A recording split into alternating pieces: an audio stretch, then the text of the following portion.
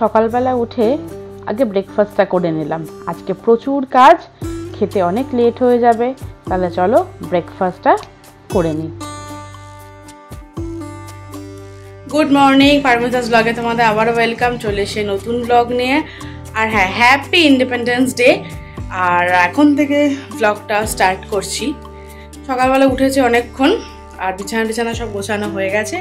এখন যাব নিচে, নিজেকে ব্রেকফাস্ট করবো। আর আজকের আরেকটা ভালো দিন, আজকে হচ্ছে ঝুলন যাত্রা।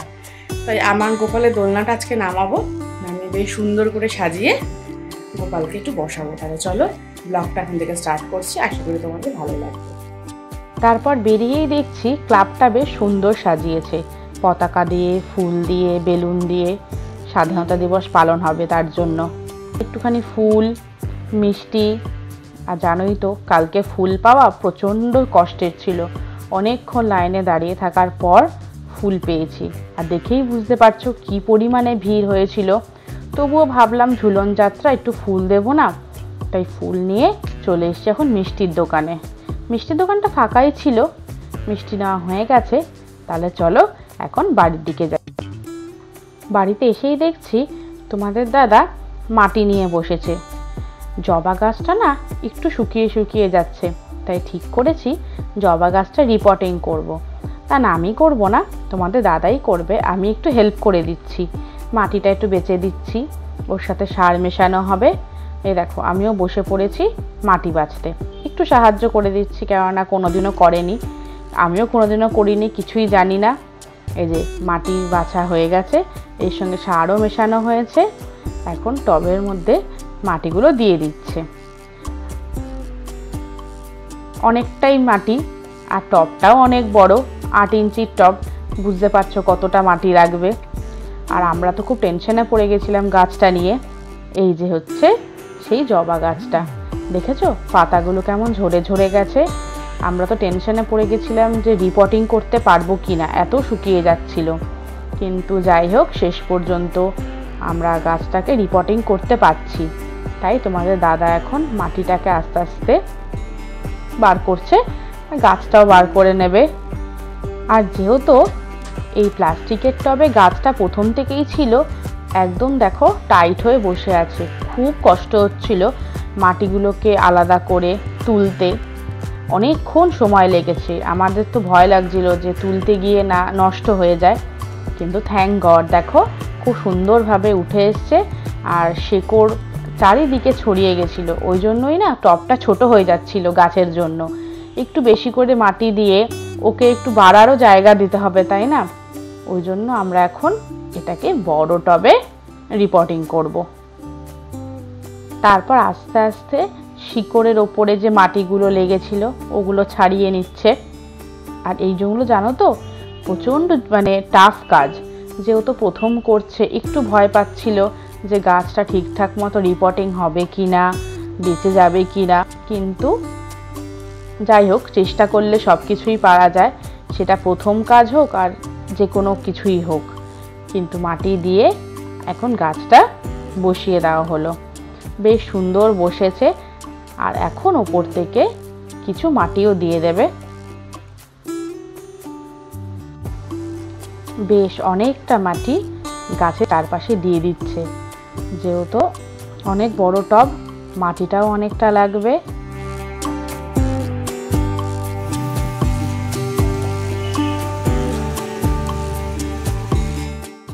বেশি করে জল দিয়ে টবটা এখন সাইডে রেখে দেব। আর যেহেতু আগেই বলেছিলাম তোমাদের টবটা অনেক বড়, তাই আবারও কিছু এক্সট্রা মাটি চারিদিক দিয়ে দিয়ে দিচ্ছে।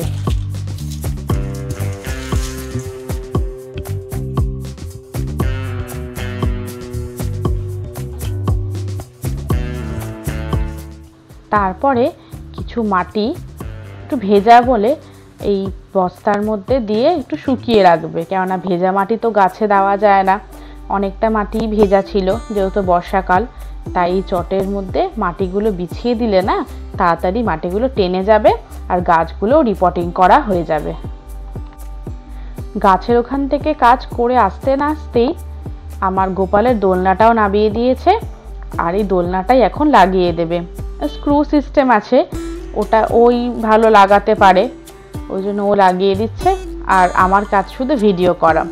আর জানো তো এই দোলনাটা না মানে অনেক জায়গায় খুঁজেছি, শ্যামবাজার পুরো ঘুরেছি, ভালোভাবে দোলনা পাইনি। লাস্টে নতুন বাজার বলে একটা জায়গা আছে, সেখানে লাইন দিয়ে কাঁসা পিতলের দোকান, নানা ধরনের ঠাকুরের সামগ্রী পাওয়া যায়, ওইখান থেকে আমরা দোলনা কিনে এনেছি। আমি এবার ভেবেইছিলাম দোলনা যখন কিনবো বেরিয়েছি, দোলনা কিনেই বাড়ি যাব, না কিনে আজকে বাড়ি যাব না। যাই হোক, একটুখানি ওকেও হেল্প করে দিচ্ছি, এক হাত দিয়ে পারছে না ধরে, ওই জন্য আমি একটু হেল্প করে দিচ্ছি।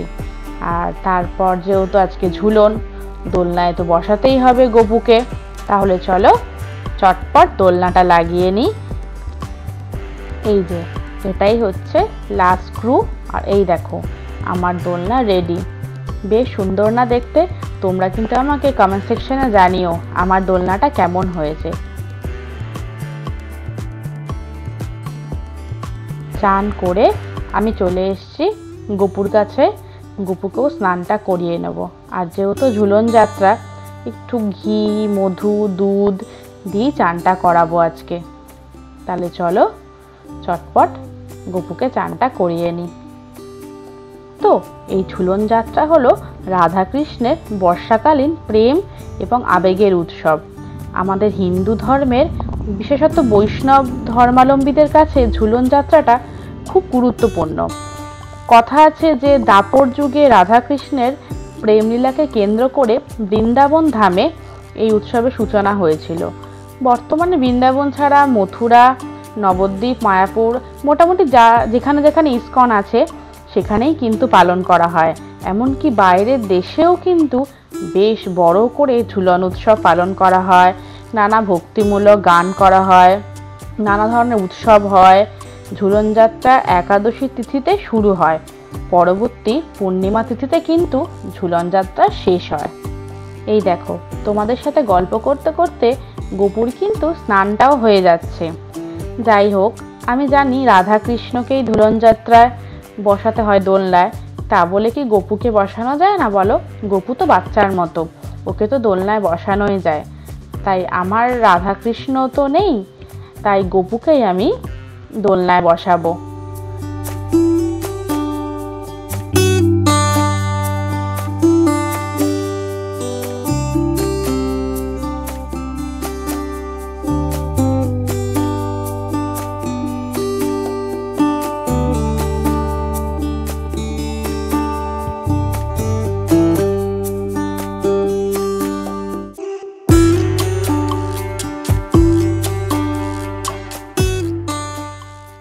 তারপর সুন্দর করে জামা পরিয়ে গপুকে রেডি করে নেব। আর জানো তো এই জামাটা গপুর দিদা দিয়েছিল গপুকে, মানে আমার মা দিয়েছিল, তাই এই জামাটাই আজকে পরালাম। এখন একটু চন্দন পরিয়ে নিচ্ছি, আর একটু ফুলের মতো চন্দন দিয়ে নেব। তারপর গপুকে মালাটা পরিয়ে দেব। আর জানো তো বাড়িতে আনার পর দেখছি দোলনাটা মনে হয় আরেকটু বড় হলে বেশ ভালো হতো। যাই হোক, কেনা হয়ে গেছে, তাই গপুকে চুল পরিয়ে দিলাম, তুলসী পাতা দিচ্ছি এখন, আর একটু ফুলও দিয়ে দিচ্ছি।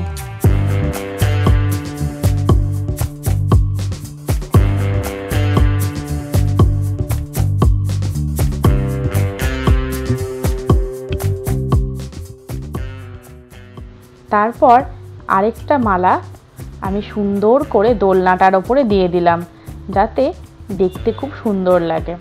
আর ঝুলন যাত্রায় জানো তো যত সুন্দর করে সাজাবে তত দেখতে ভালো লাগে। আমরা হয়তো অতটাও করে উঠতে পারি না, কিন্তু যেটুকু পারি, যেটুকু সামর্থ্য, সেটুকুর মধ্যে যদি করা যায় ভগবান অবশ্যই সন্তুষ্ট হবেন। আর নিজের মনটাও কিন্তু ভালো থাকে। যে কোনো উৎসব যদি করা যায়, তুমি ছোট করে করো আর বড় করেই করো, যদি করতে পারো দেখবে একটা মানসিক শান্তি কিন্তু আছে। আমাদের গাছে টগর ফুলগুলো একটু নিচে দিয়ে দিচ্ছি, দেখতেও ভালো লাগবে, সুন্দর লাগবে। তারপরে গপুর থালায় এখন আমি সন্দেশ ভোগ দিয়ে দেব। গ্লাসে জলও দিয়েছি, আর এখন ভোগে আর গ্লাসের জলে অল্প অল্প করে তুলসী পাতাও দিয়ে দিচ্ছি। এইবারে একটু মিছরিও দিয়ে দেব। মিছরি ছাড়া কিন্তু গোপালের ভোগ অসম্পূর্ণ। তাহলে চলো আরতিটা করে নিই।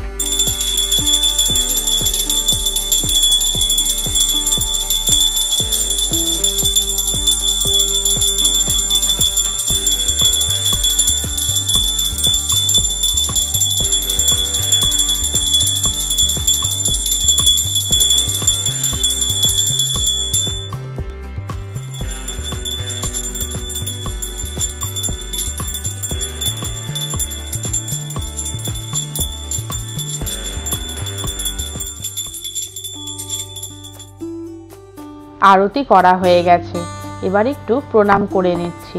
আর জানো তো, ভগবানের কাছে কোনো কিছুর বিনিময়ে কোনো কিছু কিন্তু চাইতে নেই।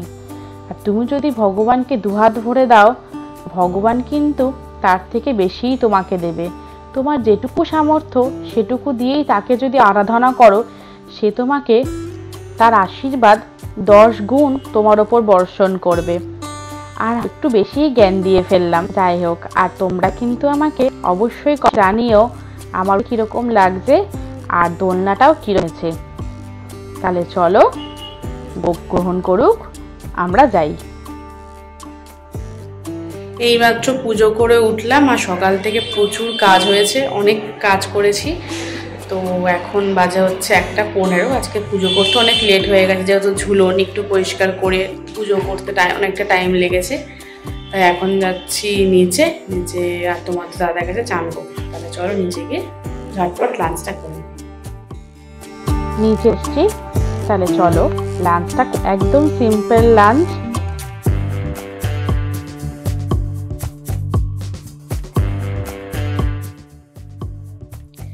এই দেখো আবার খোসা হয়েছে, আর আমি তো এখানে খোসাগুলো জমাই, তোমরা জানোই। তাহলে চলো খোসাগুলো ফেলে দিই ভেতরে। আর দেখো কত জমেছে, আরো হবে, এগুলো না মাটি হবে।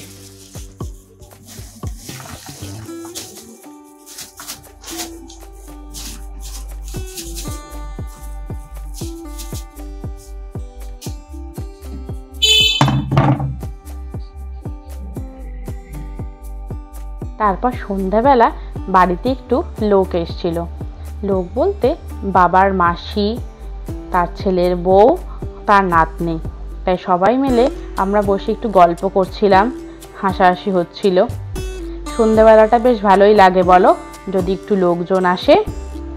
তারপর চলে এসেছি একটু রান্নাঘরে। বিট্টু এসেছে, একটু ম্যাগি করব।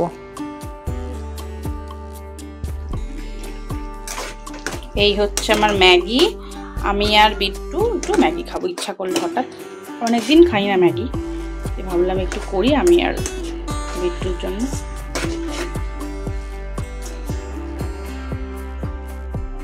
এখন 8:30 বাজে। এমাত্র ওপরে এলাম, নিচে রুটি করা হয়ে গেছে। তোমাদের দাদা আবার এলো, একটু ম্যাগি খেলো, ওকে একটু ম্যাগি করে দিলাম। দিয়ে এখন ওপরে এসছি, একটু রেস্ট নিয়ে একটু মাকে ফোন করবো, একটু কথাবার্তা বলবো সবার সাথে, মাসির সাথে একটু কথা বলবো। তাহলে চলো একটু কথা বলে নিই, তারপর আবার আসছি। রাতের ডিনারটা হয়ে গেছে। আর যেহেতু সকালবেলা করে চিয়া সিড খাই, তাই ওটা একটু ভিজিয়ে রাখছি। তাহলে চলো আজকে ব্লগটা এখানেই শেষ করছি। আর যদি কিছু ভালো লেগে থাকে অবশ্যই শেয়ার করো, বন্ধুদের সাথে লাইক করো। আর যদি কিছু ভুল ত্রুটি হয়ে থাকে অবশ্যই আমাকে কমেন্ট সেকশানে জানিও। আর যারা এখনও সাবস্ক্রাইব করোনি তারা ঝটপট সাবস্ক্রাইব করে আমার পাশে থেকো। তাহলে চলো টাটা, গুড নাইট, সবাই ভালো থেকো, সুস্থ থেকো।